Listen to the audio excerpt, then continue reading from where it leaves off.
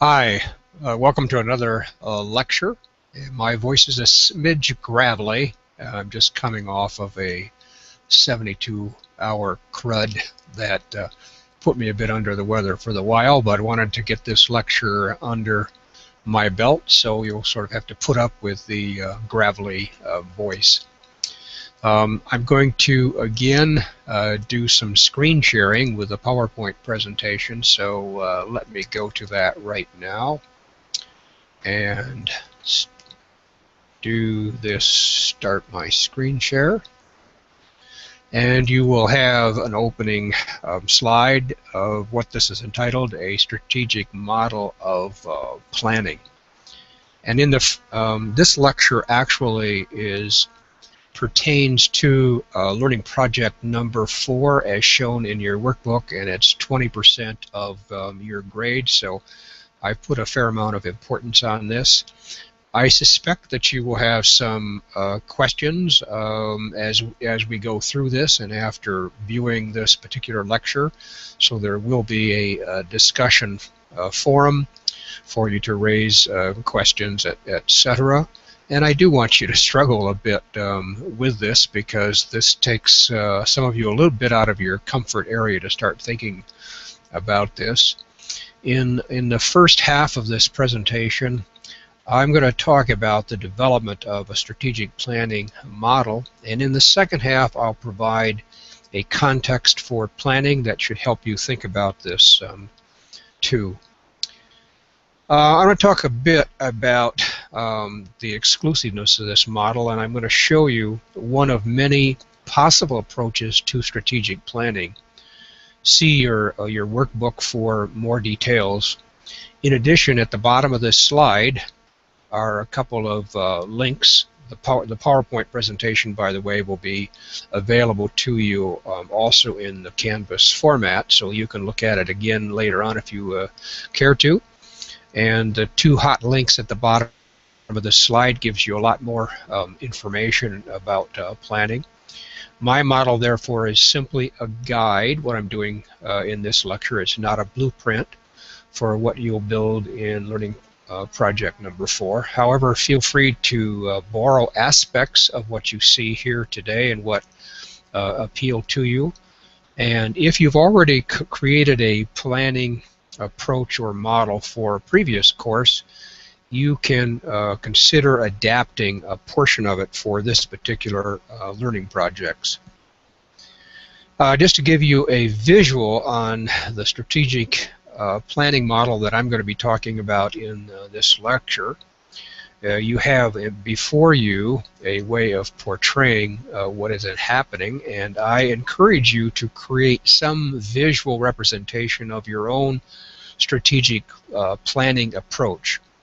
In subsequent slides, I will describe the various components that you see here in more detail.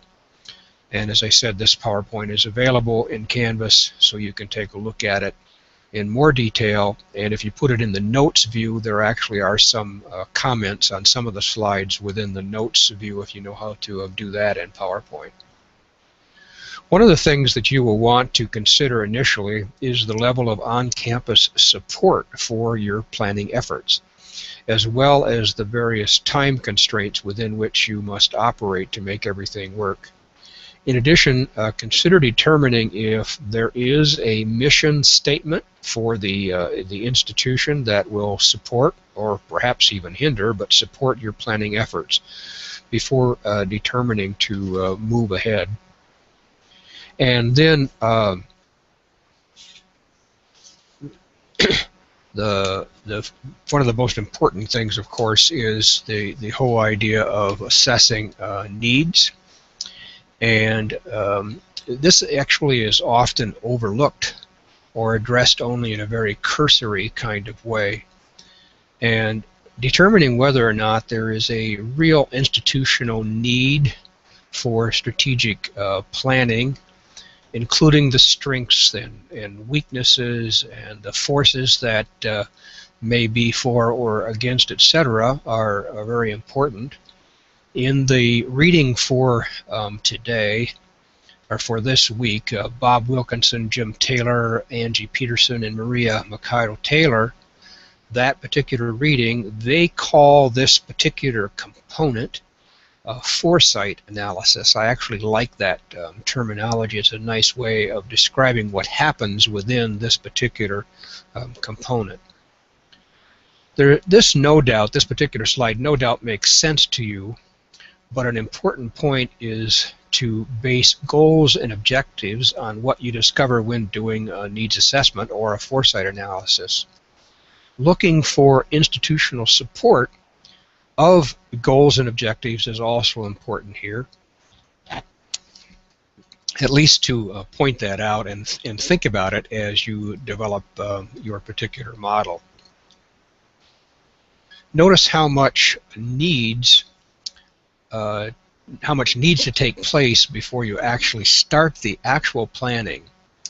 People think planning, okay, I'm going to jump right into it and do the planning, but you need to think about things like a calendar of events, determining the human and other resources that are available or lacking, planning for both formative and evaluative summative evaluation, looking for possible blocking forces. All of these things are things to think about in the planning process, and frequently you need to do that very early in the planning process.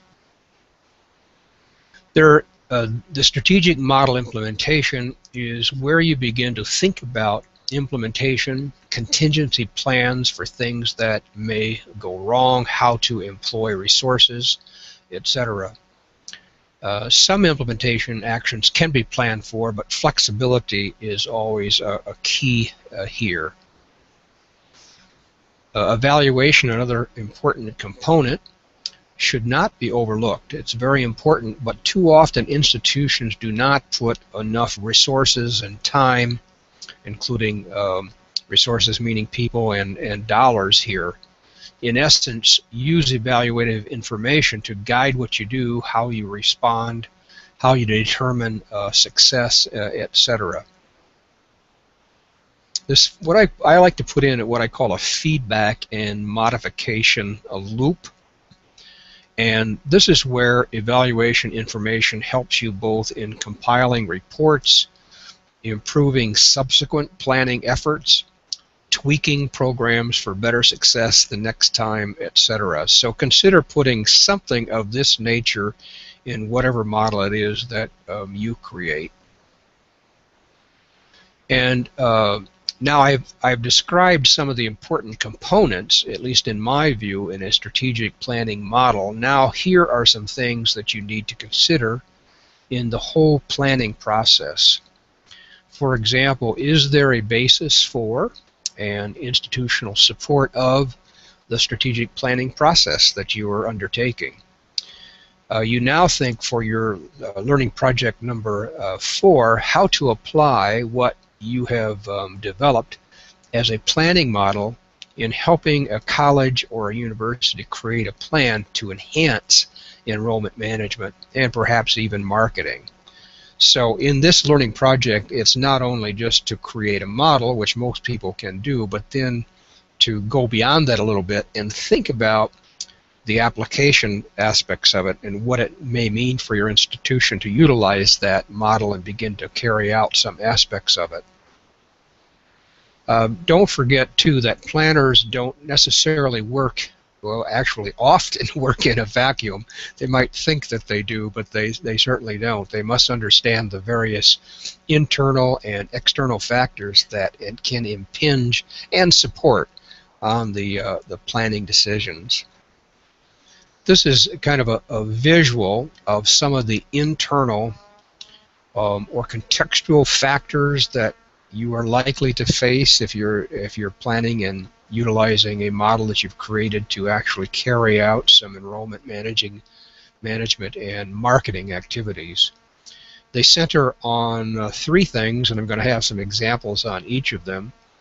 One is what I would call A, institutional mission, goals, and procedures, and then B, the people with whom you must deal, and C, the cultural tradition and history of an institution that are likely to support or impinge on the planning process. So here's an example of one of these. And the whole notion of the organizational decision making that is a part of the whole structure, and what you may need to filter your strategic planning model through, each of the factors listed here in this particular slide. For example, how are decisions made at an institution? Are they hierarchical or democratically made? And the way you answer that probably will have something to say with the way that you have created and are implementing your model. Another example relating to people that you may have to work with or consider, you'll need to analyze the current and available staff versus perhaps an ideal staff to carry out your strategic plans. What may be needed, as a matter of fact, if you don't have everything that is available in terms of what the ideal would show for your plan. And then culturally, need to consider past traditions and history regarding enrollment management and marketing, and will they need to be addressed or overcome in some way. So it's always a good thing to find out what's going on in the past, or what are the traditional expectations for staff in terms of planning and carrying out programs of some sort.